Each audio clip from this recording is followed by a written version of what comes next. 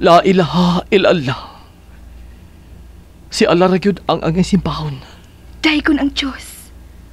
Dahigon ang balaan niyang ngalan nga si Kristo Jesus. Quran o Biblia. And fight them! Ila kitang gigukod o gidaog-daog. Dadun nato ang gubat sa ilang tugtang! Ako! Aman!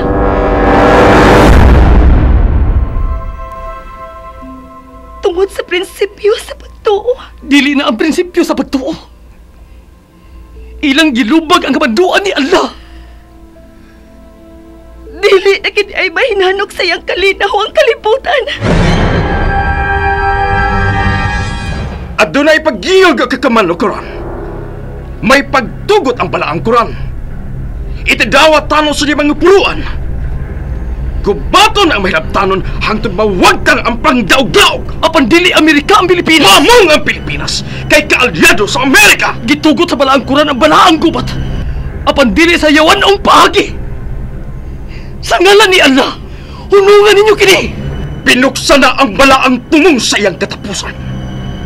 Sa mga binuksan na kinindaan, gikan pa sa iyang sinugdanan. Yakob! Lucy! Ayaw! Ayaw! Yakob! اللهم صل على محمد وآل محمد بسم الله الرحمن الرحيم Quran o Biblia. Gisagol ang pagpakig-away, patok panawdaog.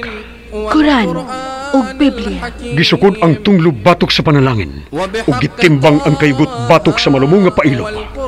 Quran o Biblia.